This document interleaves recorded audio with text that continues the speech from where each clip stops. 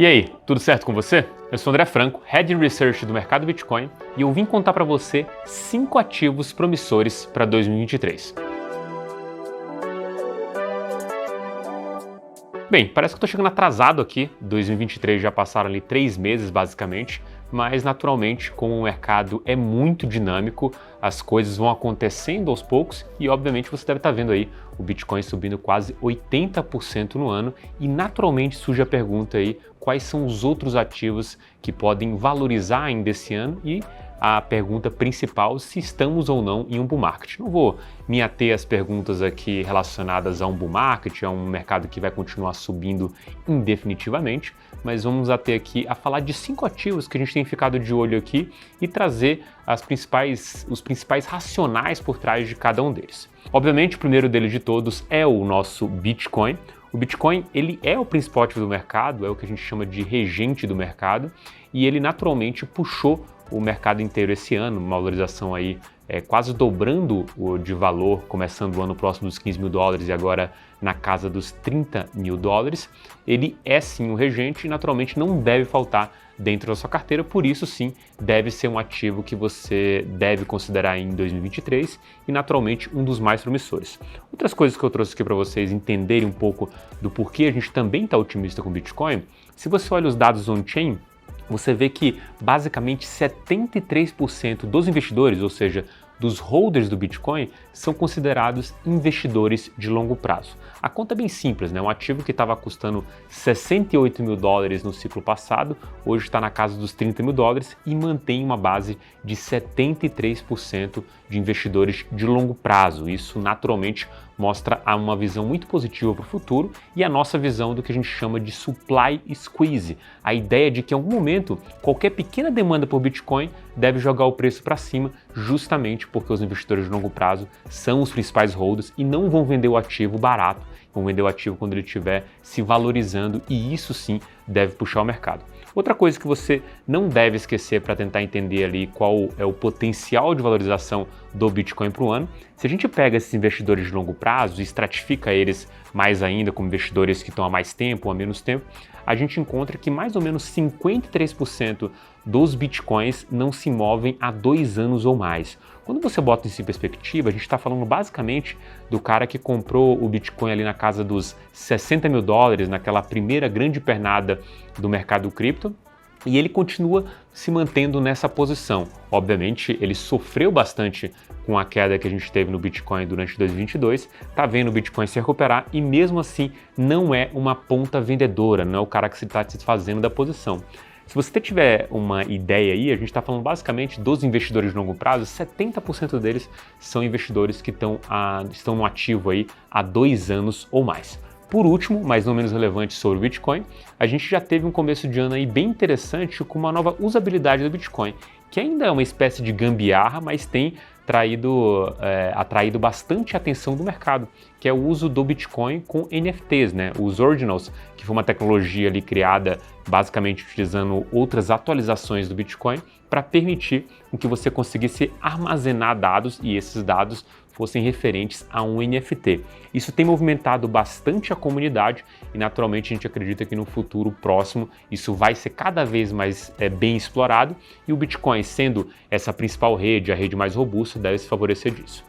Bom, o segundo ativo que a gente também não pode esquecer, para você também deve parecer óbvio, mas garanto que esse é o último óbvio que a gente vai trazer aqui, é o nosso Ethereum, né? O Ethereum é o principal ativo ali de plataformas de contrato inteligente e recentemente teve uma atualização bem interessante, conhecida como Chapela Fork. Esse fork que reúne basicamente 2 atualizações, o Shanghai Fork e o Capella Fork, nesse short name de Chapela Fork, ele foi uma possibilidade agora dos investidores conseguirem sacar o dinheiro que estava preso na Beacon Chain, né? Lembra que você teve a migração do Ether, né, do Proof of Work para o Proof of Stake, conhecido como The Merge ou a fusão, e você teve naturalmente a ideia de que o Ethereum passasse a ser um mecanismo de validação, um mecanismo de consenso muito mais simplificado, com menos custo de energia e naturalmente a ideia de que o Proof of Stake funcionaria muito bem aqui.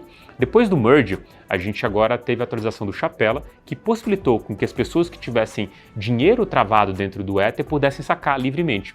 Óbvio, existe uma regra aqui, naturalmente, de como vai ser esse saque, porque se todo mundo quiser sacar ao mesmo momento, não pode ser sacado, para ter uma saúde do protocolo como um todo, mas a ideia agora é que o protocolo fique mais fluido, né? Essa fluidez do protocolo vai permitir que as pessoas coloquem dinheiro dentro dele e consigam tirar a qualquer momento, saindo e entrando como validadores. Isso acaba trazendo um mecanismo muito positivo para o Ether e adiciona um ciclo virtuoso também igualmente positivo. O que a gente espera daqui para frente, a gente vai ter outra atualização logo na sequência, que vai ser o Cancun Fork, que é basicamente trazer uma integração, se não total, ou pelo menos grande parte dela, das soluções de segunda camada com Ethereum. Então essas 3 atualizações que a gente teve, o Merge, o Chapela e o Cancun, vão fazer o Ether evoluir de uma maneira bem significativa. O Merge, com a possibilidade do que você chama de queima de Ethers, né, e impossível bull market que a gente enfrenta lá na frente, o uso da quantidade da rede vai permitir com que sejam queimados Ethers e a gente tenha um cenário deflacionário para o Ether, e isso naturalmente deve impactar nos preços positivamente. A segunda coisa, o Chapela Fork, que permitiu os saques, deixou o protocolo mais azeitado e mais justo. E por último, o Cancun Fork, que ainda deve acontecer esse ano, deve trazer a integração com as soluções de segunda camada, o que fecha bastante o crescimento do Ether e entrega um protocolo muito mais atualizado e, obviamente, muito mais útil para a comunidade.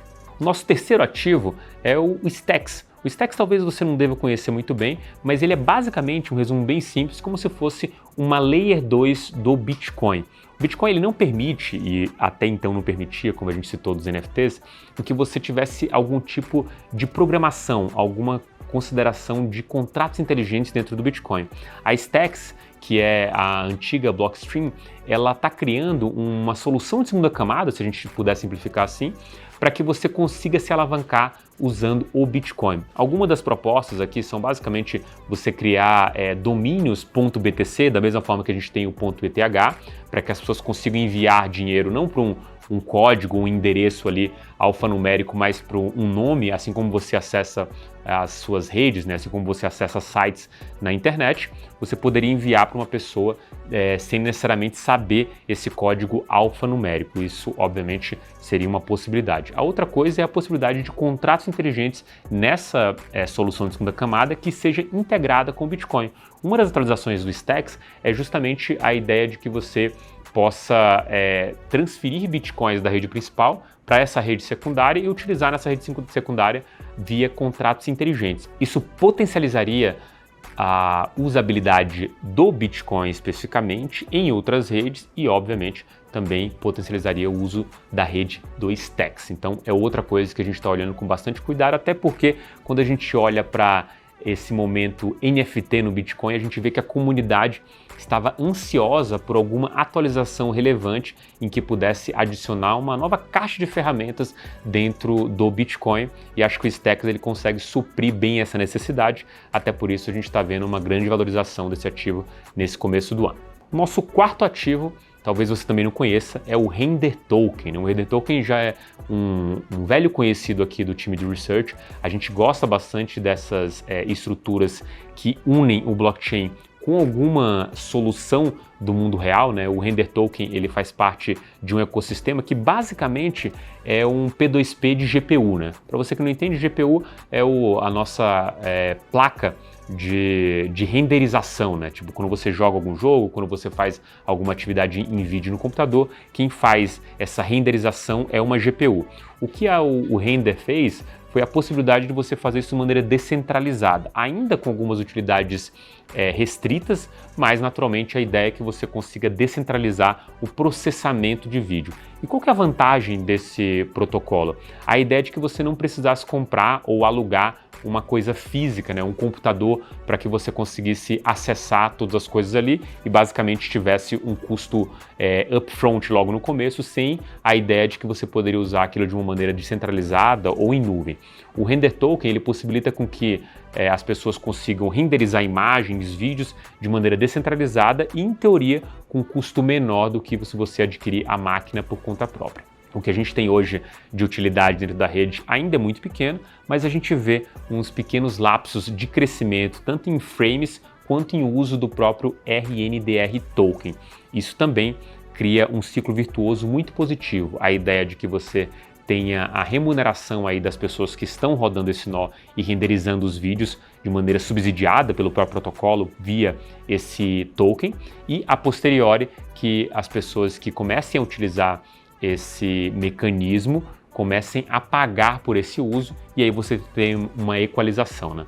Você vai ter o subsídio diminuindo e naturalmente o uso da rede aumentando, e isso vai se equalizando para naturalmente criar esse ciclo virtuoso muito positivo para o futuro, da mesma forma que a gente tem no Bitcoin. A cada 4 anos a gente tem uma redução da recompensa do Bitcoin, que é o subsídio, e naturalmente se espera que as taxas compensem essa redução no subsídio. Beleza? Por último, mas não menos importante, a gente tem a Polygon como ativo promissor para 2023. A Polygon talvez seja a principal solução de segunda camada da rede do Ethereum, a que tem parceria com grandes empresas e a que tem feito um PR, né, uma divulgação muito grande dessas parcerias, o que naturalmente coloca ela como o principal blockchain de segunda camada que as empresas vão usar. À medida que você vê Disney, Starbucks e outros projetos se alavancando na Polygon, o próprio Nubank também já usou a Polygon aqui no Brasil, você tem a ideia de que outras empresas vão poder usar esse mesmo serviço simplesmente porque está vendo ali grandes empresas utilizando. Outra coisa que a gente entende muito bem da Polygon é que o serviço de atendimento ao cliente ele é muito bom e já é muito bom há algum tempo. Justamente por isso que essas parcerias acabam tendo bastante sentido para a Polygon, porque essa possibilidade de agregar grandes marcas à blockchain, principalmente com um educacional muito forte da Polygon, é muito positivo. Por último, a Polygon também tem implementado um novo módulo de ZK EVM, né? Para você que não sabe, ZK EVM é basicamente uma solução de segunda camada do que a gente chama de prova de conhecimento zero. Ele basicamente resolve o problema aqui de velocidade das transações de solução de segunda camada sem a necessidade de usar o que a gente chama de rollups. O ZK EVM basicamente ele permite com que as pessoas programem dentro de uma estrutura muito mais robusta e inclusive o próprio Vitalik, criador do Ethereum, aponta o ZK EVM como a solução, o endgame do uso da rede do Ethereum. Isso obviamente também muito positivo como tudo. Eu vou ficando por aqui, mas eu queria ouvir de você. Comenta aí embaixo para mim quais são os seus 5 ativos promissores para 2023. O que você acha que deve ter um bom desempenho até o final do ano, beleza? Eu vou ficando por aqui, um forte abraço e até o próximo vídeo.